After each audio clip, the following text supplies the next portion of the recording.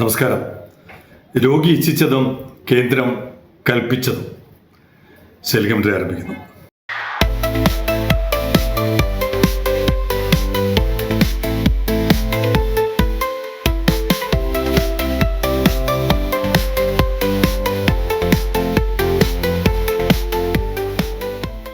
പതിനെട്ടാം തീയതി gate തുറക്കുകയല്ലേ. Exim community കയറ്റുമതിക്കാരെയും ഇറക്കുമതിക്കാരെയും സഹായിക്കുവാൻ, അവർക്ക് കൂടുതൽ വിവരങ്ങൾ നൽകാൻ കഴിയുന്ന തരത്തിൽ ന്യൂസ് ലെറ്ററിൻ്റെ 81ാമത്തെ ഇഷ്യൂ പുറത്തിറങ്ങിയിട്ടുണ്ട്. താല്പര്യമുള്ളവർ, വായിക്കണമെന്ന് ആഗ്രഹമുള്ളവർ 9847124633 ഒരു മെസ്സേജ് അയയ്ക്കുക. നമ്മൾ ദീർഘനാളായി ആവശ്യപ്പെടുന്ന ഒന്നാണല്ലോ ക്രൂ ചേഞ്ച്. കോവിഡ് കാലത്ത് തുടങ്ങി ഏകദേശം 750ഓളം കപ്പലുകൾ വളരെ വിജയകരമായി ക്രൂ ചേഞ്ച് നടത്തിയ ആ സാഹചര്യം പെട്ടെന്ന് നിർത്തലാക്കി. പിന്നെ കേസുകൾ, പെറ്റീഷൻ, കോടതി വ്യവഹാരം തുടങ്ങിയതിലൊന്നും പരിഹാരം കാണാൻ പറ്റാതെ വരികയും ഏറ്റവും ഒടുവിൽ ഇവിടെ ഒരു ക്രൂ ചേഞ്ച് നടത്താൻ പറ്റാതെ അതേ സാഹചര്യത്തിൽ ഇവിടെ നിയമപ്രശ്നം വന്നു, ഇറക്കാൻ പറ്റില്ല തുടങ്ങിയ പ്രശ്നങ്ങൾ വന്നപ്പോൾ അതുപോലെ തന്നെ കൊച്ചിയിൽ കൊണ്ടുപോയി ക്രൂ ചേഞ്ച് നടത്തി. അപ്പോൾ ഒരു സംസ്ഥാനത്തിനകത്ത്, ഒരു രാജ്യത്തിനകത്ത് തന്നെ രണ്ട് വേർതിരിവുകൾ, ഒരു സംസ്ഥാനത്തിനകത്ത് രണ്ട് പോർട്ടിനകത്ത് രണ്ട് തരം നിയമങ്ങൾ, വലിയ തോതിലുള്ള പ്രതിഷേധം അന്ന് ഉയർത്തിയിരുന്നു. ഈ കേസിന് വലിയ പുരോഗതി ഉണ്ടായില്ല. കേസിലും തിരിച്ചടി വന്നപ്പോൾ തിരുവനന്തപുരത്തെ സ്റ്റീമർ ഏജൻറ്റ്സ് അസോസിയേഷൻ, അതിൻ്റെ പ്രതിനിധികൾ 2 പേർ കഴിഞ്ഞ ദിവസം മുഖ്യമന്ത്രിയെ കണ്ടിരുന്നു. മുഖ്യമന്ത്രിയെ കണ്ട ഉടനെ തന്നെ അദ്ദേഹം പറഞ്ഞൊരു കാര്യം ചെയ്യാൻ, നിങ്ങൾ പ്രിൻസിപ്പൽ സെക്രട്ടറിയെ കാണുക, അദ്ദേഹത്തിൻ്റെ പ്രിൻസിപ്പൽ പ്രൈവറ്റ് സെക്രട്ടറിയെ കാണുക, ശ്രീ രത്തൻ കേൽക്കർ. അവരുടനെ തന്നെ അദ്ദേഹത്തെ പോയി കണ്ടു. വളരെ പോസിറ്റീവായിട്ടുള്ള ഒരു മാറ്റം നമ്മുടെ സമൂഹത്തിൽ നടക്കുന്നത് നമ്മൾ കാണാതിരുന്നുകൂടാ. ഈ വിഷയം അവതരിപ്പിച്ചപ്പോൾ അദ്ദേഹം പറഞ്ഞത്, ശ്രീ രത്തൻ കേൽക്കർ പറഞ്ഞത്, നിങ്ങൾ എന്തുകൊണ്ട് ഇത്രയും വൈകി? എനിക്ക് തോന്നുന്നു ഒരാഴ്ചയ്ക്ക് മുമ്പാണ് ഇത് സംഭവിച്ചത്, ഈ മീറ്റിംഗ്. നിങ്ങൾ എന്നെ കാണാൻ അല്ലെങ്കിൽ മുഖ്യമന്ത്രിയെ കാണാൻ എന്തുകൊണ്ട് ഇത്രയും വൈകി എന്നാണ് അദ്ദേഹം ചോദിച്ചത്. എന്നിട്ട് അദ്ദേഹം അപ്പം തന്നെ അതിൻ്റെ പേരിൽ നടപടിയെടുക്കാനുള്ള പ്രവർത്തനങ്ങൾ ആരംഭിക്കുകയും ചെയ്തു. പക്ഷേ ഇവർ മീറ്റിംഗ് കഴിഞ്ഞ് വളരെ സന്തോഷത്തോടെ തിരിച്ചിറങ്ങി വന്നപ്പോൾ അതിൻ്റെ 2 ദിവസത്തിനുള്ളിൽ തന്നെ ഈ ഉത്തരവിറങ്ങിയിരിക്കുന്നത് 15/7/26. അപ്പോൾ ഇവരുടെ മീറ്റിങ്ങിന് മുമ്പ് തന്നെ ഉത്തരവ് ഇറങ്ങി. അതാണ് ഞാൻ പറഞ്ഞത്, രോഗി ഇച്ഛിച്ചതും കേന്ദ്രം കൽപ്പിച്ചതും. കാര്യം വലിയ തോതിലുള്ള പ്രതിഷേധവും, അല്ലെങ്കിൽ കേന്ദ്രത്തിലിരിക്കുന്നവർക്ക് തോന്നിക്കാണും ഇതൊരു വലിയ വരുമാന മാർഗമാണ്, വലിയൊരു സർവീസാണ്. ഒരുപാട് സെയിലേഴ്സ് ഈ ആവശ്യം ഉന്നയിക്കുന്നുണ്ട്, അവരുടെ അസോസിയേഷൻ ഉന്നയിക്കുന്നുണ്ട്. നമ്മളെപ്പോലുള്ളവർ ഇതിങ്ങനെ വിളിച്ചു പോയിക്കൊണ്ടിരിക്കുകയാണ്. അതുകൊണ്ട് കേന്ദ്രത്തിന് തോന്നിക്കാണും ഇത് അടിയന്തരമായി ആരംഭിക്കണം, നിയമ തടസ്സങ്ങൾ മാറ്റണം എന്നുള്ളത് കൊണ്ട് അവർ 15/7/26 ഉത്തരവിറങ്ങി. കേന്ദ്രത്തിന്റെ ഉത്തരവ് സംസ്ഥാനത്തിന്റെ ഇനീഷ്യേറ്റീവ് ഇല്ലാതെ ആണെങ്കിൽ പോലും സംസ്ഥാനത്തിന്റെ വളരെ പോസിറ്റീവായിട്ടുള്ള ഒരു സമീപനത്തെ നമ്മൾ ശ്ലാഘിച്ചേ മതിയാകും. ഈ ഉത്തരവിന്റെ നമ്മളെ സംബന്ധിച്ചിടത്തോളം പ്രസക്തമായ 2 കാര്യങ്ങൾ ഇതാണ്.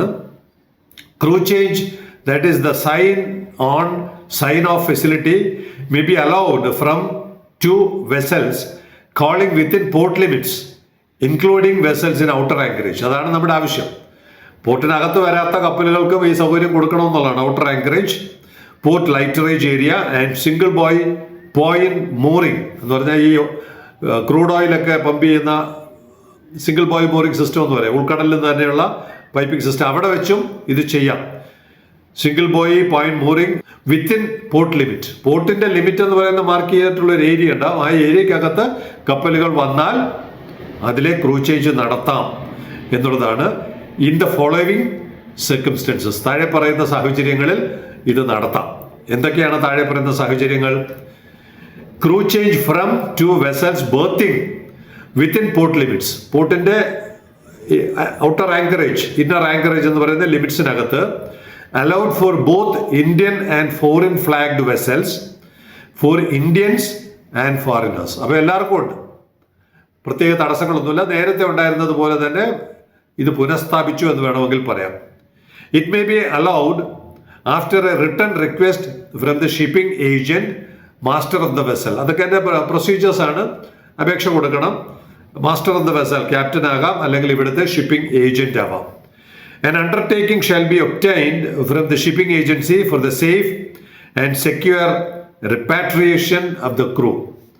അവരുടെ തുടർന്നുള്ള യാത്രയും ഒക്കെ, അല്ലെങ്കിൽ അവരുടെ നാടുകളിലോട്ടുള്ള യാത്രയും ഒക്കെ ഉറപ്പാക്കണം എന്നുള്ള ഒരു അണ്ടർടേക്കിങ്ങും കൂടി കൊടുത്താൽ ഇത്രയും കണ്ടീഷൻസിന്റെ അടിസ്ഥാനത്തിൽ ക്രൂ ചേഞ്ച് പുനരാരംഭിക്കാം എന്നുള്ളതാണ് ഈ ഉത്തരവിൽ പറയുന്നത്.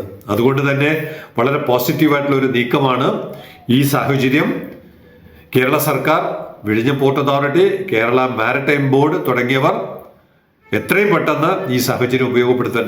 അതിനിടയ്ക്ക് ചില കൺസേൺസ് ഉണ്ടെന്ന് പറയുന്നു. ആ കൺസേൺസിനെ സംബന്ധിച്ചുള്ള ഡീറ്റെയിൽസ് കിട്ടിയില്ല. കിട്ടുന്ന മുറയ്ക്ക് സെയിലിംഗ് കമ്മിറ്റി അവതരിപ്പിക്കാം. എന്തായാലും നിലവിലെ സാഹചര്യം നേരത്തെ ഉണ്ടായിരുന്നത് പുനഃസ്ഥാപിച്ചു എന്നാണ് ഒറ്റ വായനയിൽ തോന്നുന്നത്. Captain Bipin Kumar, deputy director general crew, അദ്ദേഹമാണ് ഈ ഉത്തരവ് ഒപ്പിട്ടിരിക്കുന്നത്. അതിനകത്ത് ആ ഉത്തരവിനകത്ത് 2-3 കാര്യങ്ങൾ കൂടിയുണ്ട്. ഷോർ ലീവ് പാസ്, ഇവിടെ വരുന്ന ഒരു കപ്പൽ, ഇപ്പോൾ 24 മണിക്കൂർ 48 മണിക്കൂറുള്ള കപ്പലിലെ ജീവനക്കാർക്ക് പുറത്തിറങ്ങി നഗരം കാണാൻ സൗകര്യം കൊടുക്കുന്ന അതിനും ഇതിനകത്ത് അനുമതിയുണ്ട്. പിന്നെ മെഡിക്കൽ എമർജൻസി പ്രത്യേക സാഹചര്യത്തിൽ എപ്പോഴും അനുവദിക്കപ്പെട്ടിട്ടുണ്ട്. വേറൊരു കാര്യം, പാകിസ്ഥാനിൽ നിന്നുള്ള പൗരന്മാർ ക്രൂവായിട്ട് ഇതിനകത്ത് ഷോർ ലീവിനോ ക്രൂ ചേഞ്ചിനോ വരുന്നുണ്ടെങ്കിൽ പോലീസിന്റെ പ്രത്യേക സംരക്ഷണത്തിന്റെ അടിസ്ഥാനത്തിൽ മാത്രമേ അത് നടപ്പിലാക്കാവൂ എന്നുകൂടിയുണ്ട്. എന്തായാലും ഈ ഉത്തരവ് നമ്മുടെ തുറമുഖത്തെ സംബന്ധിച്ചിടത്തോളം വളരെ പ്രധാനപ്പെട്ട ഒന്നാണ്. അതിന്റെ പ്രയോജനം എടുക്കുവാൻ എല്ലാവരും, ബന്ധപ്പെട്ട ഷിപ്പിംഗ് ഏജൻസികൾ, ലൈനേഴ്സിന്റെ ഓഫീസുകൾ തുടങ്ങി എല്ലാവരും ശ്രമിക്കണമെന്നുള്ളൊരു അഭ്യർത്ഥനയാണ് സെയിലിംഗ് കമ്മിറ്റി മുന്നോട്ട് വയ്ക്കുന്നത്.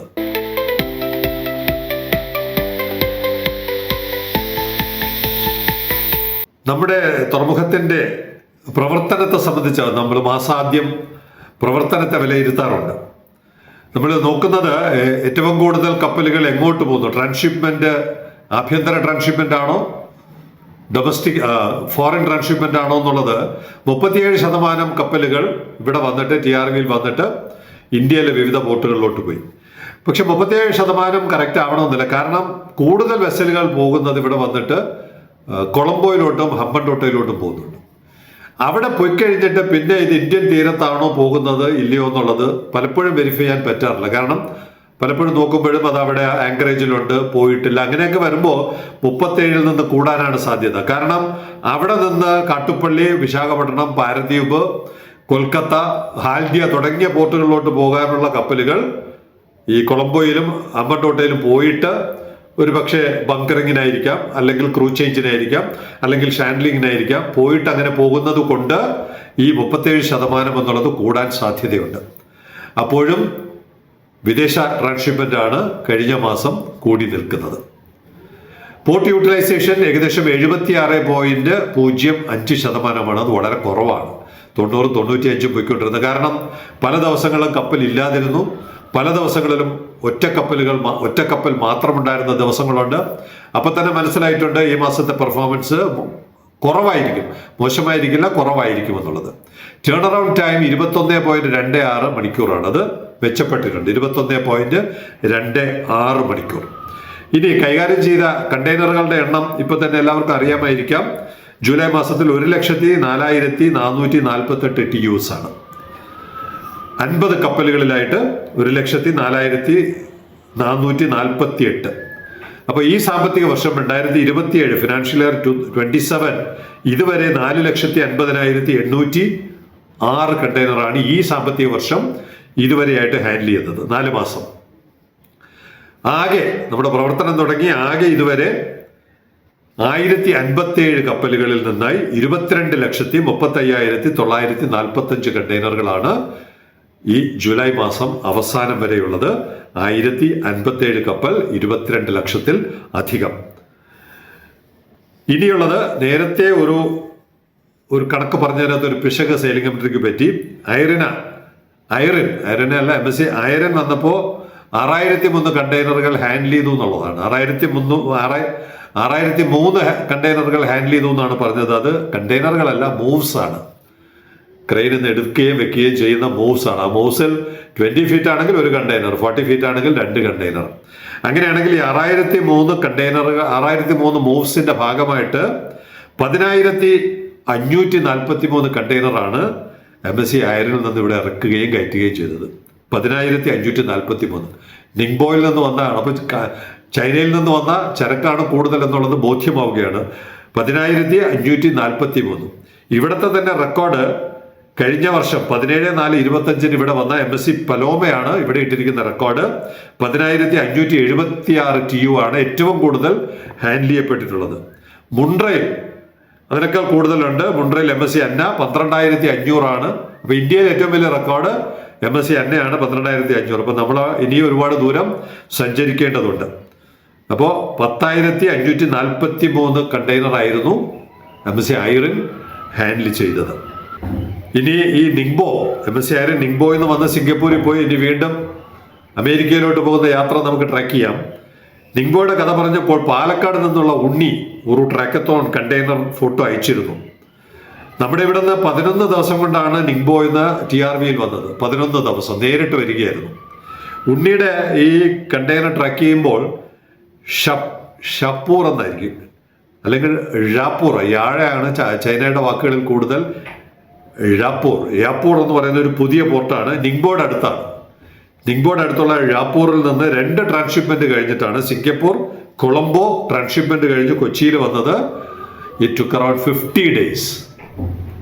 നിങ്ബോയിൽ നിന്ന് ഇവിടെ എത്താൻ നമുക്ക് 11 ദിവസം വേണ്ടി വന്നപ്പോൾ കൊച്ചി കണ്ടെയ്നർ പാലക്കാട് വെച്ചിട്ടാണ് ഉണ്ണി ഷൂട്ട് ചെയ്തത്. 50 ദിവസം എടുത്തിട്ടാണ് ഇവിടെ വന്നത്. വ്യത്യാസം പ്രേക്ഷകർക്ക് നല്ലവണ്ണം ബോധ്യപ്പെടുന്നുണ്ടല്ലോ. ഗേറ്റ് തുറക്കുന്നതോടുകൂടി ഇത്തരം പെട്ടെന്ന് ഈ വ്യത്യാസമൊന്നും മാറത്തില്ല. കാരണം ഒരുപാട് തടസ്സങ്ങളുണ്ട്. കുറെ കാലത്തേക്ക് കൂടി ഇത്തരം ട്രാൻസ്ഷിപ്മെന്റുകൾ ഇനിയും തുടരാനാണ് സാധ്യത. എങ്കിലും നമുക്ക് പരമാവധി നമ്മുടെ തുറമുഖത്തിന്റെ വേഗത വർദ്ധിപ്പിക്കാൻ നമുക്ക് ശ്രമിച്ചുകൊണ്ടേയിരിക്കാം.